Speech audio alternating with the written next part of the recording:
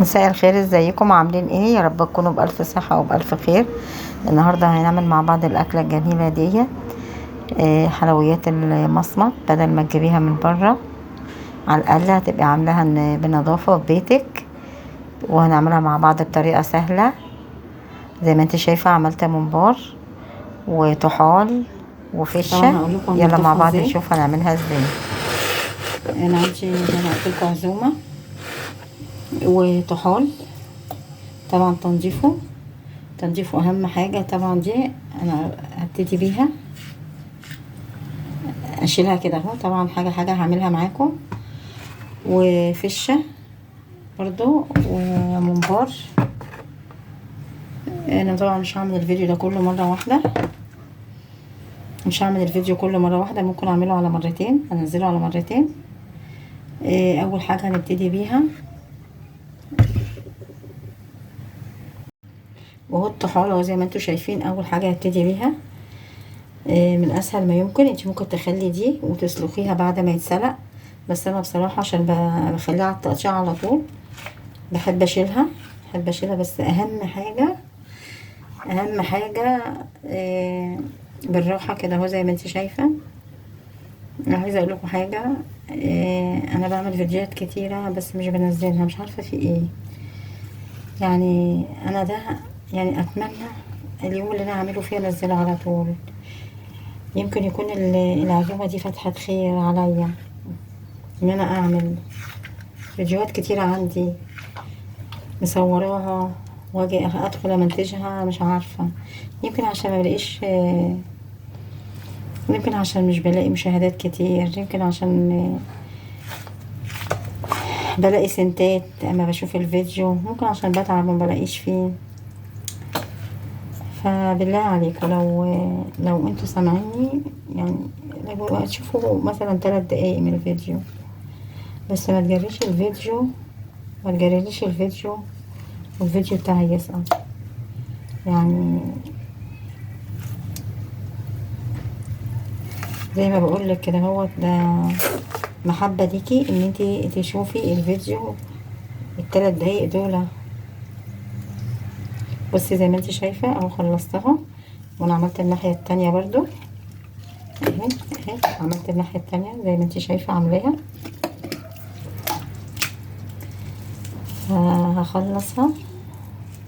هخلصها كده اهو، اكون حاطاه في المية محلول النقع بتاعها. اهم. وهي الفشة بتاعتنا برضو غسلها بنفس الطريقة. المرحلة الأولانية مرحلة ملح وخل، وادعكها كويس واسيبها في النقعة دي. انا حطيت ملح وخل وقشر ليمون يعني. زي ما انت شايفة قطعت ليمون كتير عليها، ليمون كتير اهو، وشطفتها كويس جدا. احط عليها شوية ملح واسيبها دلوقتي. عقبالك المية تغلي، ابتدي بقى ايه، ابتدي بحاجة. اول حاجة وهو العصبان او الممبار حسب ما تقولي. طبعا انا جبته وغسلته زي ما انت شايفه زي الفل من جوه ازاي، وقلبته. طبعا غسلته بالدقيق اول مرحله. واللي بعد كده هو الملح، شطفته وعملته بالملح والليمون والخل، وخليته قشطه زي ما انت شايفه من جوه شكله ايه. وجيت قلبتها بالشكل دوت. برضو بعد ما قلبتها حطيتها في شويه ملح كتير، نقعتها فيه. طبعا محضره التقليه بتاعتي، التسبيكه بتاعتي محضراها، وابتدي احشيه معاكم. وهو الرز غسلته كويس، جبت التسبيكه بتاعتي. طبعا مش هقول لك الطماطم مش مشكله، الطماطم غاليه، بس هي الخضره بصراحه ايه. شفتي التسبيكه بتاعتي حمرا ازاي وجميله ازاي اهو. بعد ما قلبتها بالشكل دوت، الحمر بتاعها جميل جدا. ابتدي بقى اقلب الممبار، اشطفه تاني برضو معاكم عشان مطولش الفيديو.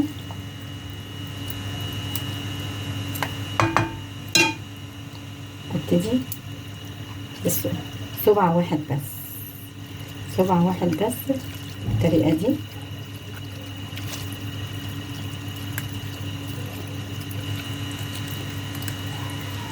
محاولش امليه قوي،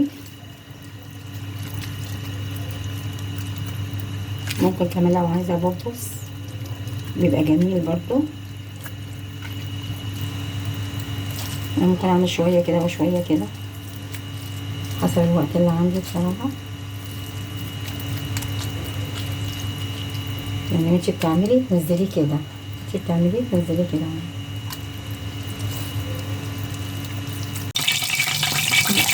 معلقة سمنة كبيرة زي ما انتي شايفة، وانزل بمعلقة الشاي بالطريقة كده اهو. ما خليهاش تاخد لون خالص، ضغط الريحة بس كده اهو.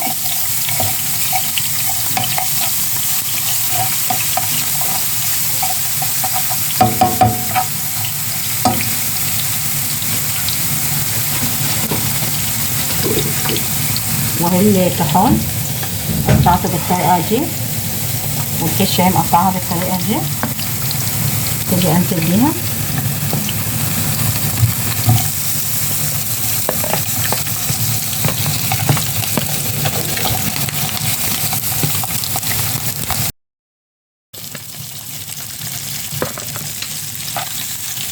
زي ما انتي شايفة كده اهوت مع بعضيها.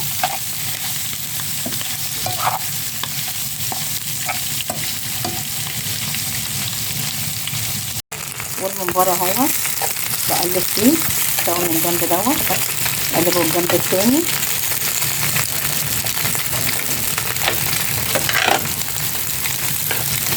هي تعتبر اسهل حاجة، بس الممبار هو اللي صعب شوية. ممكن تعمليه في وقت تاني التقلية بتاعته. انا اصل عملته كل مرة واحدة حسيت ان هي تعب.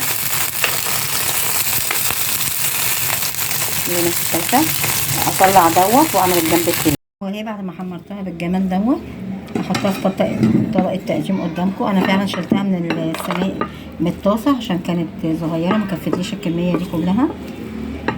بعد ما حمرت الممبار حطيته في الجريلا دي، خدت لي الكميه كلها زي ما انت شايفه.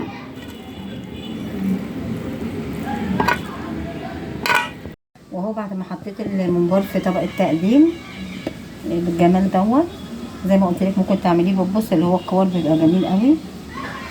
وهو حمرت الفشه، حمرتها مع الطحال.